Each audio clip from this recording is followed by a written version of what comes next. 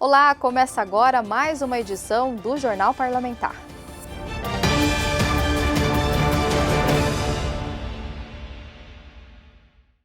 Parlamentares participam de audiência pública sobre a relicitação da concessão da Malha Oeste, o trecho ferroviário entre Corumbá e Mairinque, no interior de São Paulo.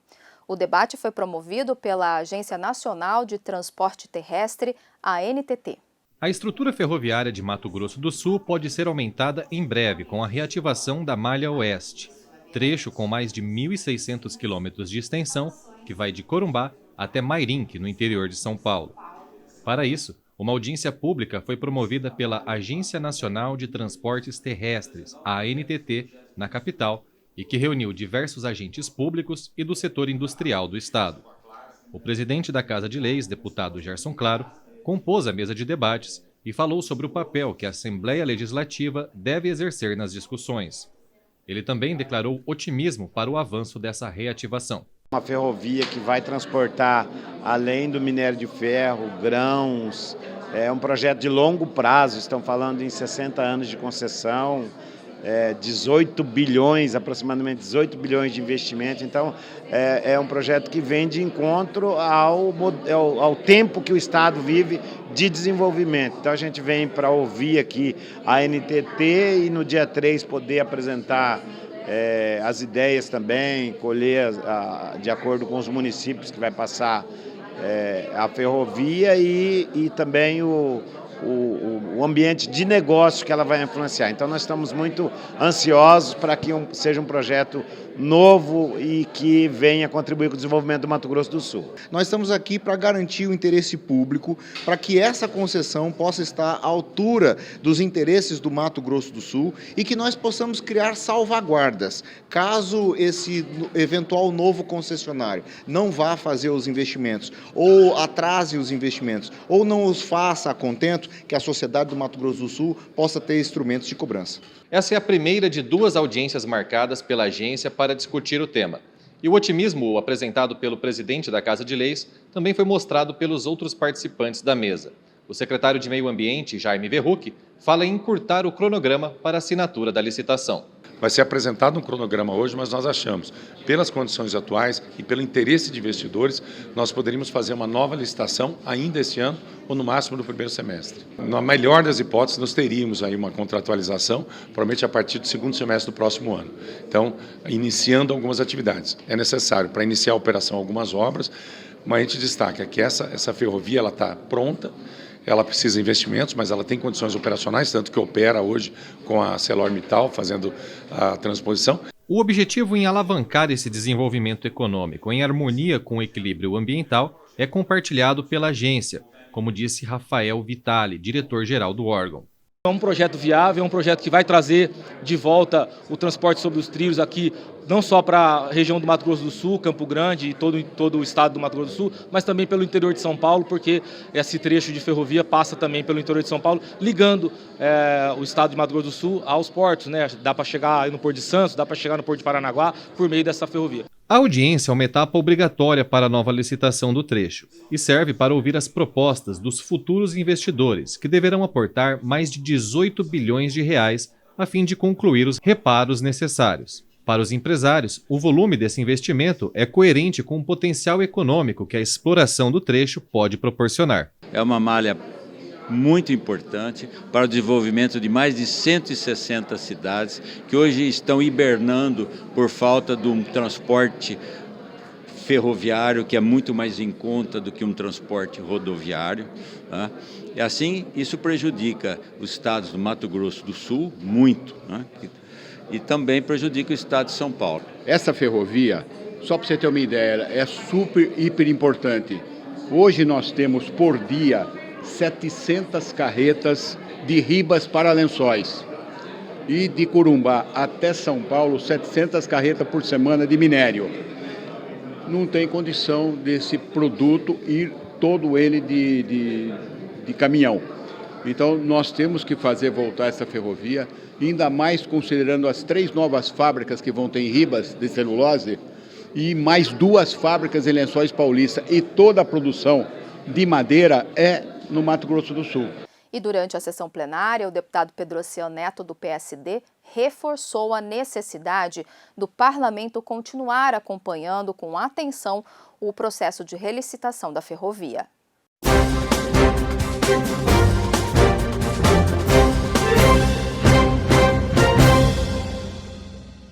Meu avô foi construir o Apaporé, ligando o rio Apa ao Aporé. Alguns falavam que a pavimentação até uma cidade ali da região norte era pouco relevante e não daria recursos. Mas, tal como aqui de Corumbá, se mostrou absolutamente viável. O senhor acha que não tem viabilidade a duplicação da 163? Eu penso que tem. Quando vem aqui a NTT dizendo que nós não vamos duplicar 100%, eu acho que isso aí vai afrontar o interesse do Mato Grosso do Sul. Nem que nós tivéssemos que pagar uma tarifa um pouco maior, mas que nós garantíssemos 100% de duplicação da 163. Qual é o caminho, eventualmente, de judicialização? Não sei. Estou discutindo aqui com Vossa Excelência se, de repente, nós teríamos um caminho, né? E, de repente, às vezes, até o caso de nós avocarmos para que o Estado do Mato Grosso do Sul pudesse ele próprio fazer essa licitação, no caso da 163, ele pode fazer, tá? Então, de repente, se tiver na composição do financiamento algum tipo de subsídio, seja do governo federal, seja do governo estadual, mas eu acho que nós queremos uma 163 que esteja totalmente duplicada. Da mesma forma, nós queremos uma malha oeste que esteja atendendo ao interesse do Mato Grosso do Sul e que tenha também um ramal ali para Ponta Porã. Aquilo que colocou o deputado Gerson, com relação à viabilidade do trecho, deputado, eu penso o seguinte, tem inúmeros modelos de concessão. Eu vou até fazer uma alusão com algo que se discutiu no setor de aeroportos. Todo mundo estava interessado em Congonhas e Guarulhos. Ninguém estava interessado no aeroporto de Boa Vista. Nem Campo Grande, que era deficitário. Hoje é deficitário, né? Até esse dia atrás era deficitário. Qual que era o modelo que está colocado? Você quer comprar Congonhas, que é altamente rentável, que você vai ter que pegar a concessão também de Boa Vista. O que é isso? É uma forma que o poder concedente vai estabelecer de uma espécie de um subsídio cruzado. Se você pega uma linha que é rentável como Congonhas, você fica com uma linha menos rentável que é Boa Vista. Da mesma forma, se você quer pegar uma linha extremamente rentável, que é Corumbá até o Porto de Santos, que você pega uma linha menos rentável, que é a linha entre Campo Grande até Ponta Porã. Então, eu penso que a gente pode discutir isso, tem como equacionar. Eles não estão, assim, eu até senti na discussão da audiência, não estão absolutamente certos do modelo, tem falhas no estudo mercadológico e tem falha na estrutura de engenharia. Eu queria, então, pedir, presidente, que nós pudéssemos trazer esse tema para, eventualmente, fazer uma outra discussão junto com a NTT e para debater esse estudo de viabilidade desse ramal, especificamente aqui na Assembleia Legislativa, eventualmente numa sessão extraordinária na cidade de Ponta Porã.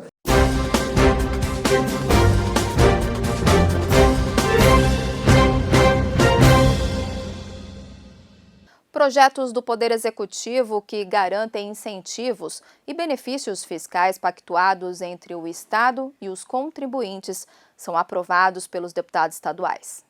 6 projetos foram aprovados na ordem do dia desta terça-feira, 25 de abril. Entre eles, o projeto que moderniza a lei do Programa Estadual de Fomento à Industrialização, ao Trabalho, ao Emprego e à Renda, o MS Empreendedor. De acordo com o governo, essa alteração visa desburocratizar o sistema de concessão dos incentivos fiscais, além da revisão, repactuação, suspensão ou cancelamento do ICMS. O que o governador Eduardo Riedel está colocando? Que não é necessário a figura da autoridade máxima do Estado, que vai ter que assinar todos os documentos. Então ele delega para o secretário de Estado de Fazenda para que possa fazer essa assinatura, desburocratizando, tornando mais fácil, mais rápido, mais eficiente, mais célere, de maneira que a gente não precise ter uma tramitação longa desses incentivos. Então, isso na realidade não tira nada da responsabilidade do governador, isso é importante dizer, até mesmo porque o executivo ele é exercido em caráter unipessoal pelo chefe do executivo através dos seus secretários que são delegados. Então todos os atos dos secretários são de responsabilidade do governador. A segunda proposta aprovada durante a sessão altera o Programa Estadual de Desenvolvimento Industrial, o MS Forte Indústria. De acordo com o executivo, a finalidade é de ajustar as competências para firmar acordos relativos a incentivos e a benefícios fiscais acordados entre o Estado e os contribuintes incentivados. O MS Forte Indústria também está caminhando dentro dessa mesma linha. Eu acho que tudo isso faz parte de uma concepção de governo do nosso governador Eduardo Riedel, uma forma de se pensar a intervenção do Estado na sociedade, para que o Estado seja menor, um Estado que não sufoque o empreendedor, que não atrapalhe a vontade das empresas de investir, de crescer. Então é um Estado mais leve, um Estado mais afeito à modernidade. E por último, foi aprovado também, em segunda discussão, a proposta do Tribunal de Contas sobre o uso do Fundo Especial de Desenvolvimento, Modernização e Aperfeiçoamento do Tribunal de Contas, o FUNTEC. Essa alteração possibilita o uso do fundo em programas de bem-estar e qualidade de vida dos servidores do órgão. Confira agora o quadro Fatos e Opiniões dos deputados estaduais durante a sessão de terça-feira.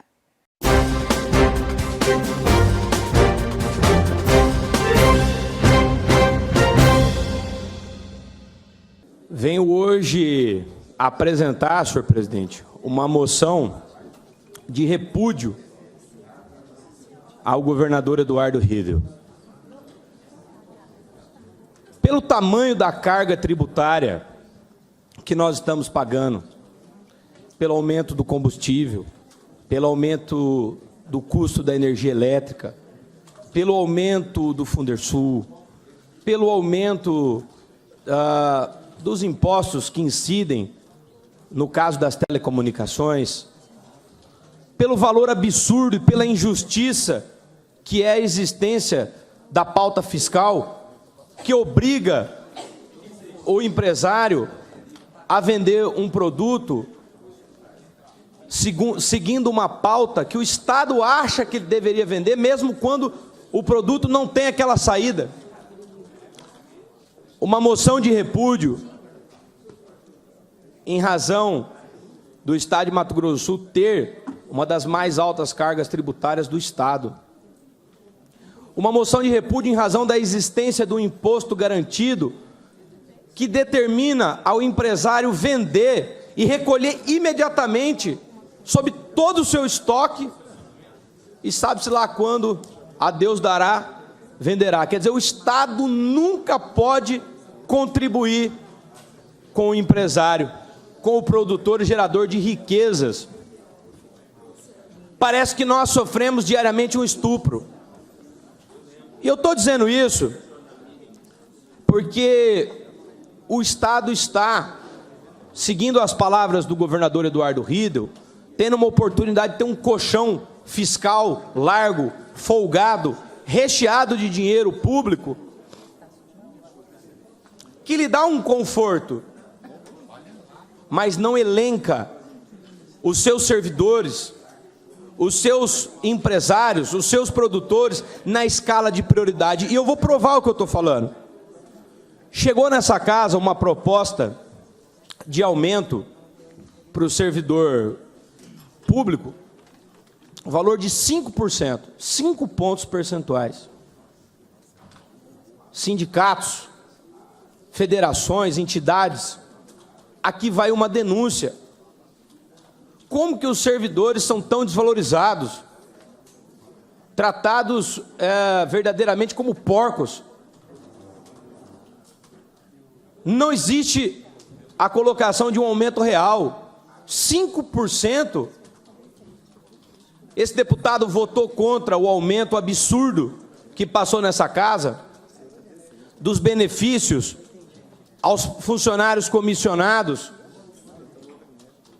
dos EAEs, dos EAS, das remunerações, esse parlamentar pediu a folha de contratação, a folha de crédito fiscal, a transparência, copiando o Lula, já que o PSDB está tão próximo ao PT, nunca antes na história desse país, nunca antes na história desse Estado, houve tanto conforto fiscal e tanta desvalorização ao servidor. Eu fiz aqui umas tabelas para o servidor público poder analisar. Num salário que era um CCA, sabe lá como que vai chamar, de 17 mil reais, esse servidor comissionado, que vocês viram nas mídias, né, nos canais de comunicação, nos veículos, algumas denúncias, algumas. Esse deputado pediu a relação de todos para saber se trabalham, se recebem, houve uma negativa. Mas esse funcionário que recebia 17 mil reais, passará a receber um aumento de 66,44%, enquanto que o servidor público concursado vai para a latrina de lixo com 5%, que malemar consiste no aumento real. Faça a recomposição e faça, servidor público, você o seu dever de casa, a sua greve, convoque o seu sindicato e veja quanto que você está recebendo. Vocês acham que esse aumento dos cargos comissionados pararam no 66,44%? Não.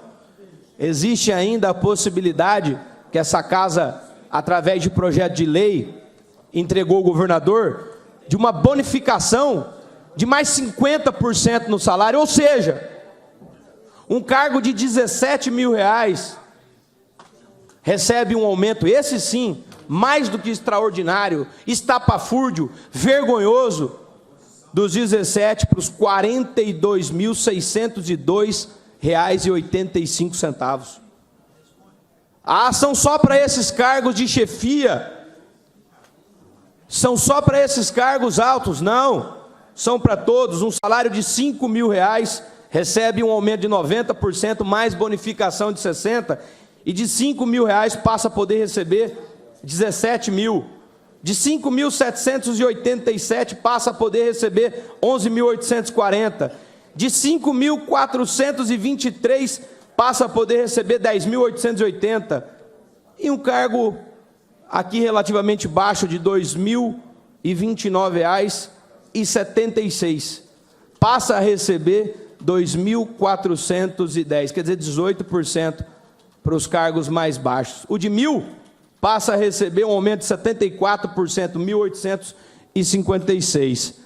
Como se não bastasse, sobre todos esses aumentos, 124%, 70%, 80%, 50%, que eu citei, a tudo isso soma-se os 5% que estão sendo entregues aos servidores públicos concursados.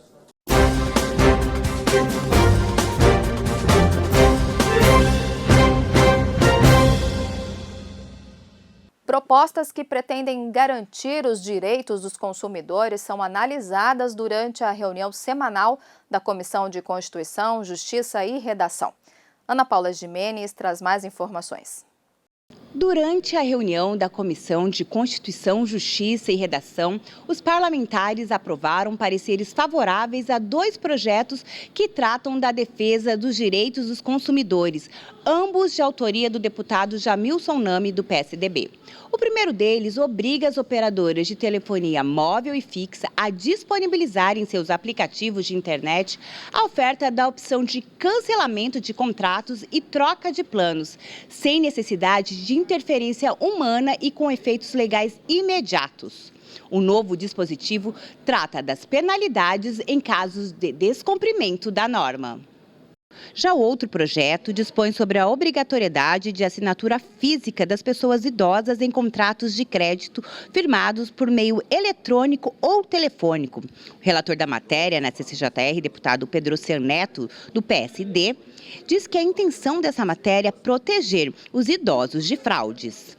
Preocupação do deputado Jamilson Nami, que eu acho que é uma preocupação extremamente válida, é proteger o direito da pessoa idosa que tem sido muito vítimas de muitos fraudes, principalmente em ligações telefônicas na contratação de empréstimos e às vezes até por meios eletrônicos. Então, o surgimento de muitas fraudes fazendo com que esse público que às vezes tem empréstimo consignado, que tem aposentadoria, né, que seja vítima de muitas fraudes. Então, a obrigatoriedade da assinatura física é uma forma de proteger esse público.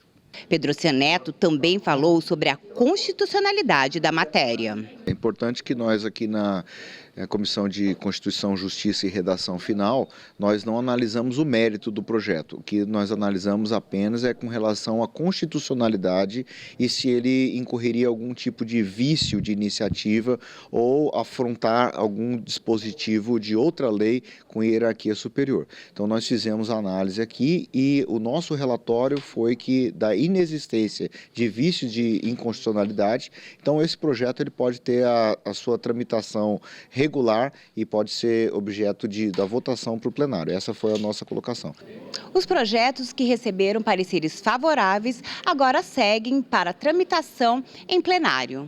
Na tribuna, durante a sessão de terça-feira, o deputado Renato Câmara, do MDB, destacou a importância da gestão dos recursos hídricos na proteção do meio ambiente. Acompanhe. O deputado estadual Renato Câmara, do MDB, falou na tribuna da Casa de Leis sobre o terceiro ciclo do Progestão, Programa de Consolidação do Pacto pela Gestão das Águas, que visa fortalecer a gestão das águas em todo o território nacional por meio de transferência de recursos financeiros às entidades estaduais. É um programa que gera informações através de um amplo sistema de coleta de informação, como coleta de informações em vários rios, coletas de informação também nas barragens que existem no Mato Grosso do Sul, informações das outorgas, que é autorização para você ter um poço artesiano, né, na sua propriedade rural, por exemplo. Também informações da água dos aquíferos, como o aquífero Guarani, que são muito importantes. Com essas informações, o Estado faz um monitoramento e apresenta na Assembleia Legislativa todos os anos essas informações, onde nós temos condições aqui na Comissão do Meio Ambiente, também na Frente Parlamentar de Recursos Hídricos, fazer as nossas análises junto com a academia, como as universidades do nosso estado, e poder verificar, né, com informações concretas em que pé que anda a qualidade da nossa água, o volume da nossa água, e também nos dá a dimensão de qual é o caminho a ser perseguido ao longo do tempo para poder manter um volume de água adequado e também água de qualidade. O Programa de Consolidação do Pacto pela Gestão das Águas foi tema de um seminário promovido pelo IMASU, que reuniu diversas autoridades estaduais e nacionais. Confira agora o quadro Fatos e Opiniões dos deputados estaduais durante a sessão de quinta-feira.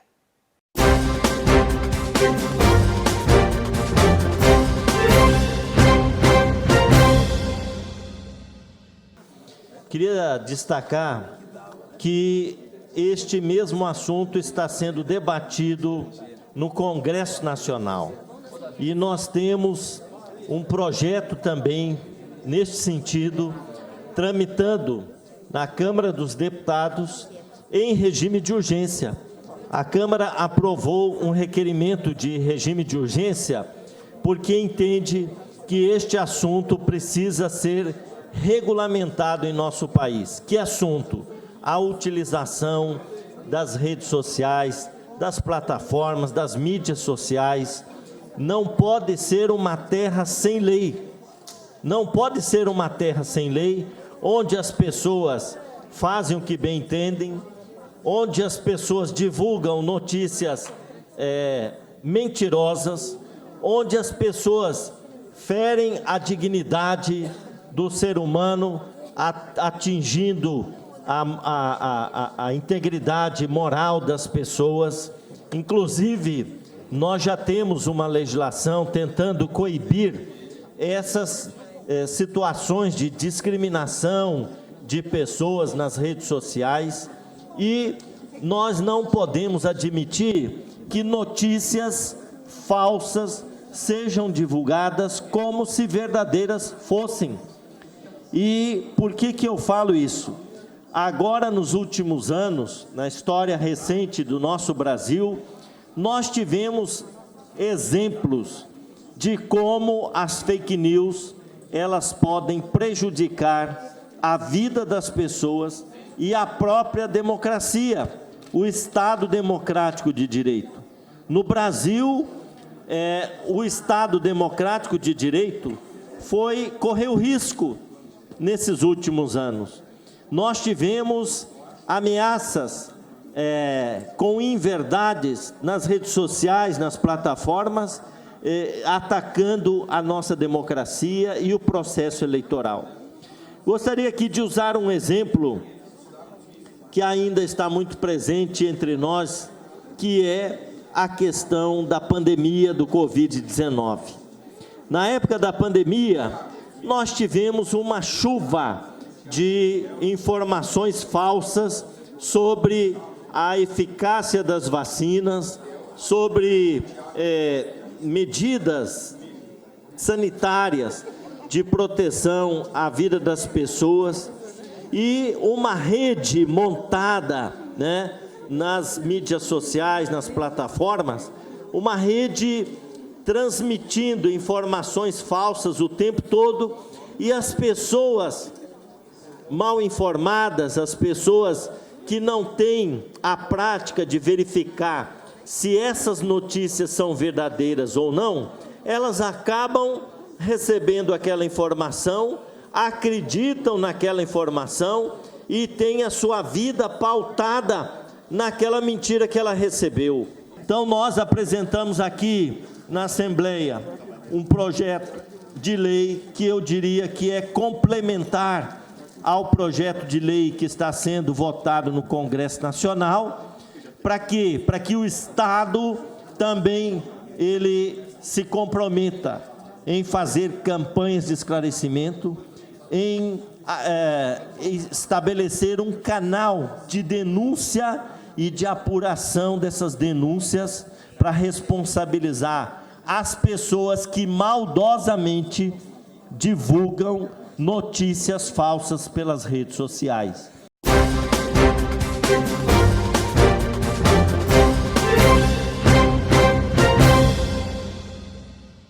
Como parte do movimento Abril Verde, para prevenir os acidentes e conscientizar a população sobre a segurança no ambiente de trabalho, a juíza Ela Maeda participou da sessão e fez um alerta sobre o tema. Uma lei sancionada em 2018 e de autoria do deputado Júnior Mock instituiu o Abril Verde em Mato Grosso do Sul para a prevenção de acidentes de trabalho.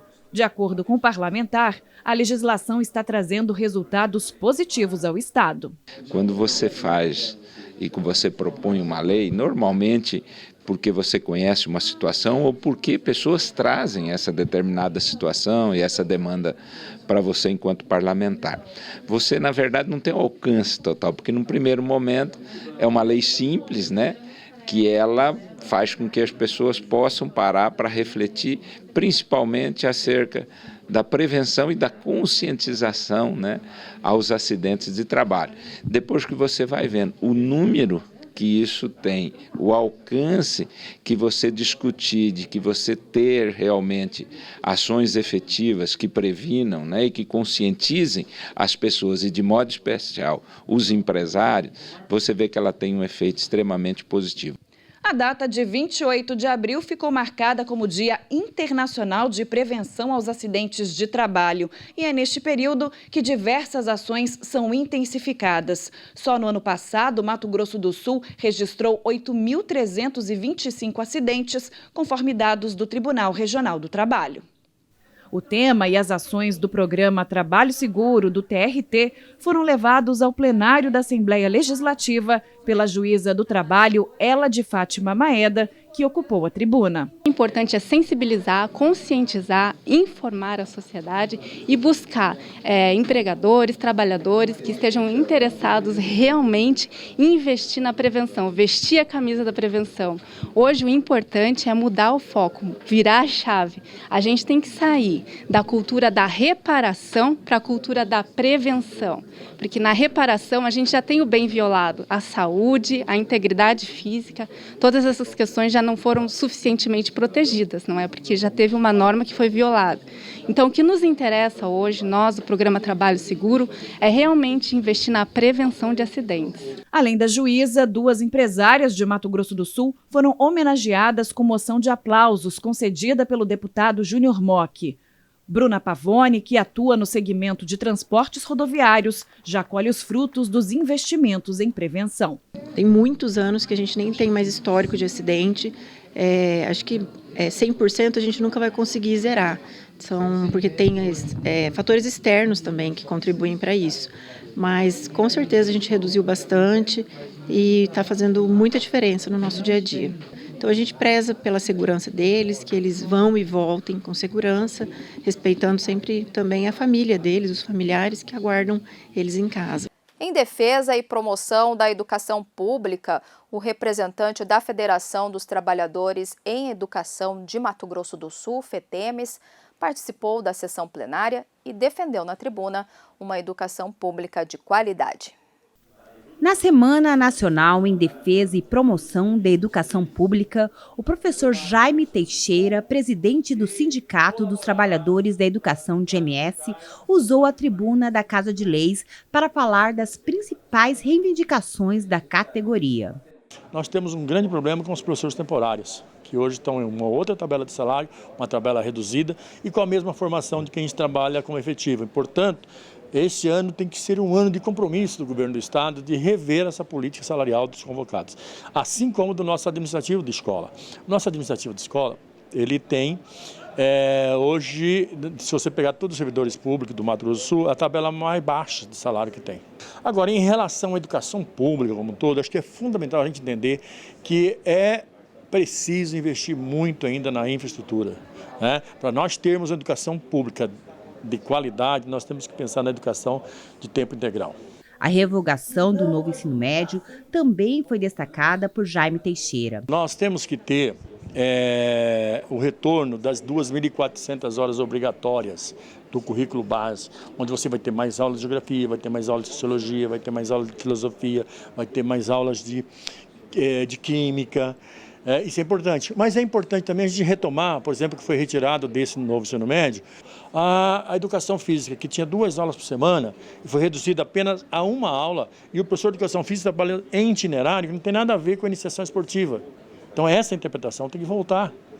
É pedagógico, mas tem que estar, o professor de educação física não foi formado para trabalhar com itinerário, onde vai ensinar o aluno a fazer sabão, ele não foi formado para isso. E para os deputados estaduais que participaram das discussões, esse formato não contribui para uma formação de qualidade dos jovens. E quando fala de educação de qualidade, você precisa de infraestrutura, você precisa da valorização do seu profissional e a FETEMES tem feito esse trabalho e essa abertura que há aqui na Assembleia, esse diálogo é fundamental. Questão do piso, tem 23 municípios que ainda não pagam o piso. Nós temos a questão também da isonomia salarial, né? Um professor que ganha 20 horas um valor e o mesmo professor com a mesma disciplina debaixo do mesmo teto ganha um outro valor. Então o governador Riedel, ele assinou, né, uma carta comprometendo compromisso e eu, como presidente da Comissão de Educação, juntamente com o Kemp, com os demais membros, a gente vai estar trabalhando na perspectiva, com diálogo, né, com muita maturidade, para que a gente alcance aquilo que todos nós queremos, que é a educação de qualidade e valorizando o seu servidor. É um momento assim também de refletir sobre as condições das escolas públicas, sobre a valorização dos trabalhadores em educação, né? E esse ano nós temos algumas pautas específicas, né? Que é a luta para reformar esse chamado novo ensino médio e também a recomposição salarial dos professores convocados. Nós tivemos, infelizmente, uma redução de salário dos convocados e hoje a diferença já está chegando em torno de 70% dos convocados para os professores efetivos. Uma das maiores organizações juvenis do mundo, a Ordem Demolei, foi homenageada pela Lemes em noite solene, proposta pelo deputado Júnior Mock do MDB. Em homenagem ao Dia Estadual do Demolei, a Assembleia Legislativa promoveu sessão solene nesta segunda-feira para a entrega da Comenda de Mérito da Ordem. A proposição do evento foi do deputado Júnior Mock, do MDB, que falou sobre a importância da atuação dos Demoleis no Estado. Já faz anos, né, que eu propus a lei criando o Dia da Ordem Demolei, é uma referência à data de fundação da Ordem, em 1919, e a homenagem em si ao dia e também àqueles que contribuem para a instituição é para que a gente valorize toda a instituição na sociedade que realmente procura, através das suas ações, o desenvolvimento humano, o desenvolvimento pessoal, do caráter das pessoas. A Ordem Demolei ela é uma instituição paramaçônica, mantida, obviamente, pela maçonaria universal, destinada a jovens de 12 a 21 anos e que trabalha em cima de virtudes cardeais, são as 7 virtudes cardeais, preparando a formação, né, desses jovens e a formação de líderes. E isso está presente no seio da sociedade. Em Mato Grosso do Sul, ela já tem 40 anos, nós temos hoje cerca de 600 jovens que participam da Ordem Demolei e ao longo desses 40 anos mais de 5 mil pessoas e vários deles ocupando posições de destaque na sociedade e realmente valorizam todo esse trabalho que a Ordem Demolei prestou a eles, né? Então, e eu de modo especial, meus 2 filhos pertenceram à instituição, aliás, o mais novo ainda pertence. O mais velho chegou a ser mestre conselheiro estadual, e o mais novo também participou. E eu vejo a diferença que fez neles. Presente no Brasil com mais de 85 mil membros, a Ordem Demolei também está em Mato Grosso do Sul. E seus egressos participam ativamente em diversos aspectos da sociedade, organizando ações filantrópicas que ajudam a propagar os ensinamentos aprendidos por lá. É o que atesta Bento do Ailib, grão-mestre do Grande Oriente de Mato Grosso do Sul, um dos homenageados da noite. Dentro da filosofia da Ordem Demolei, e como ela é uma ordem paramaçônica ligada, de alguma forma, à maçonaria, esses valores que nós trazemos e eles pregam, isso é importante na contribuição dessa formação da nova sociedade. A sociedade juvenil, às vezes, ela está um pouco afastada dos seus valores, como, por exemplo, família, respeito, honra, escola pública, educação. Então, tudo isso dentro da Ordem Demolei é muito vasto a aplicação desses valores, é muito pregado essa ordem, esses valores nessa ordem. É por isso que nós estamos aqui defendendo para a manutenção e crescimento da Ordem Demolei no estado de Mato Grosso do Sul. E mesmo com a queda da energia, as homenagens também se estenderam aos participantes ativos da Ordem, como é o caso de Paulo Ricardo e Lucas Gurgel, respectivamente o Grande Mestre e o Mestre Conselheiro da Ordem Demolei em Mato Grosso do Sul. Quando eu iniciei na Ordem Demolei com 13 anos, eu era um garoto muito tímido e atualmente eu perdi essa timidez. Agora eu sou mais extrovertido e eu aproveito mais a vida. Eu tenho grandes amigos que eu vou levar para a vida toda. Eu fiz inúmeros amigos, tanto no estado quanto no Brasil todo, e isso tudo foi graças à Ordem Demolei. A Assembleia, como a Ordem Demolei e como a maçonaria, eles prezam por uma vida ordeira, obedecedores das leis, né, que nos regem, civis, e a Ordem Demolei ela vem com isso para colocar nesses jovens alguns valores, entre eles o patriotismo. A gente faz com que esses jovens admitam em suas vidas esse DNA patriota, que é composto também pelos órgãos constituintes do nosso país. Essa semana temos estreia na programação da TV Alemes. A deputada Gleice Jane, do PT, é a entrevistada do programa Visão Parlamentar. Confira. Olha, embora eu nunca tenha tido a experiência de estar nesse lugar de representação dentro da Casa de Leis, eu sempre fui muito atuante nos movimentos e muito participante das câmaras municipais, que é onde está mais perto da gente. Então, Dourados, eu sempre acompanhei muito o Poder Legislativo, estando no lugar de sociedade. Então, eu sempre estava nas sessões, acompanhando o processo, fazendo reivindicações, em diálogo com os vereadores e com as vereadoras. Então, essa experiência de um outro lado eu sempre tive, sempre acompanhei muito esse dia a dia da Câmara Municipal. Agora, nesse lugar de deputada e do Legislativo Estadual, eu tenho compreendido esse processo, eu entendo que o Poder Legislativo ele é um poder. Embora ele não tenha o poder da caneta, mas ele é um poder também, A gente tem o Poder Executivo, o Poder Legislativo e o Poder Judiciário, e todos eles têm que caminhar de forma eficiente para que a sociedade realmente tenha, seja beneficiada. Então, eu sinto que neste lugar eu posso trazer as pautas da sociedade, a gente pode fazer grandes debates aqui, a gente quer fazer audiências públicas, seminários, a gente quer debater com a sociedade, criar um espaço de debate, que eu acho que esse é o debate, é o espaço, inclusive o melhor espaço para que a sociedade faça parte. E aqui a gente provoca o Poder Executivo para que o Poder Executivo execute esses projetos. Então, eu estou me sentindo bastante animada, e privilegiada por poder representar toda essa história aqui. Obviamente que nesse início tem sido um início ainda de adaptação, de conhecimento, de saber como funciona, todos os ritos da casa, mas em breve a gente quer colocar tudo isso em prática. Deputada, a responsabilidade deve aumentar um pouco mais enquanto saber que Mato Grosso do Sul tem altos índices, de violência, de feminicídio. Como membro da Comissão em Defesa das Mulheres, da Comissão Permanente de Combate à Violência Doméstica e Familiar, o que a gente pode esperar do mandato, deputada? Quais são as demandas que já estão vindo, que a senhora já tinha, enquanto até candidata, já que Mato Grosso do Sul tem esse alto índice? Lembrando que também durante a audiência pública foi muito falado, enquanto a ministra estava aqui, que Mato Grosso do Sul tem um alto índice por conta que também temos onde registrar, as mulheres procuram ajuda e é muito bem divulgado os canais para que as pessoas sejam alcançadas, Tem uma rede de apoio, já alguns estados parece que não tem essa violência, mas às vezes não tem nenhum alcance das pessoas. Então, Mato Grosso do Sul tem esse registro. Qual é a demanda, deputada? As demandas são gigantes. Durante o processo da campanha, eu fiz esse exercício de dialogar muito com várias pessoas em vários municípios. E a pauta da violência contra as mulheres e contra as crianças foi gritante.